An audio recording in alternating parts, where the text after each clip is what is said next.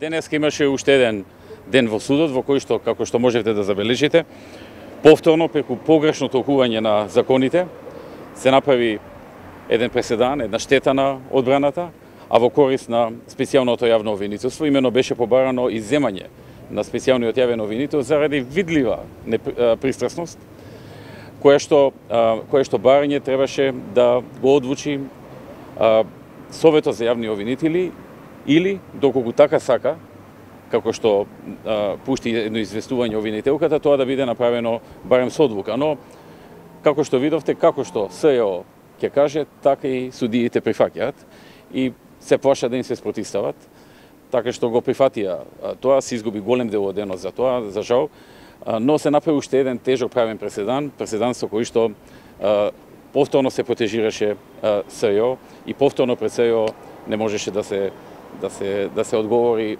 согласно законите и согласно правилата. Господин Груевски, еве надвор дават изјава, говорите постојано, но внатре не сакавте да одговорите на прашањата на одбраната и евентуално на обвинителството. Денеска, како што кажав во мојата изјава, што ја дадов таму, бидејќи не остана простор, кој што веќе не е одбранет од наша страна, како обвинети и како одбрана.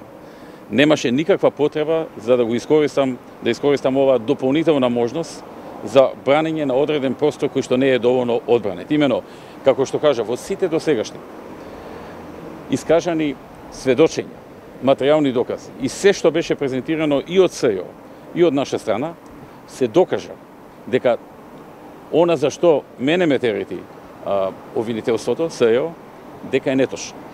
И на некој начин немаше потреба повторно да ги повторам сите работи од почеток до крај, вклучително и кога на крајот ќе имаме можност за завршни зборови. Подготвени ли сте за завршни зборови со оглед на тоа дека за речиси 5 месеци ова е прв процес кој што најбрзо стигнува до разрешница? Спремни ли сте за завршни зборови? Што очекувате од? Значи вака, ако се оди според правото, ако се оди според законите, ова е завршен случај со ослободителна пресуда. Ако судиите имаат интегритет, ако држат до себе и до своето знаење, својата диплома, до се она што досега го граделе како личен интегритет, и ако судот застане на страна на правдата, нема дилеми.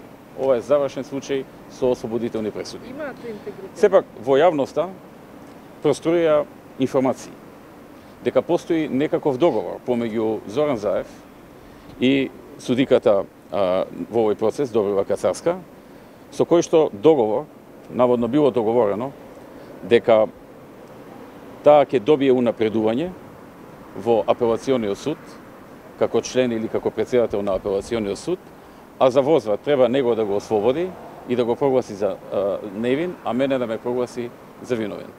Доколку тие шпекулации се точни, тогаш се може да се очекува. Но доколку се оди по правото, доколку се оди согласно законите и согласно сите докази што излегува во наша полза, тогаш немам дилеми дека ќе имаме ослободителна пресуда.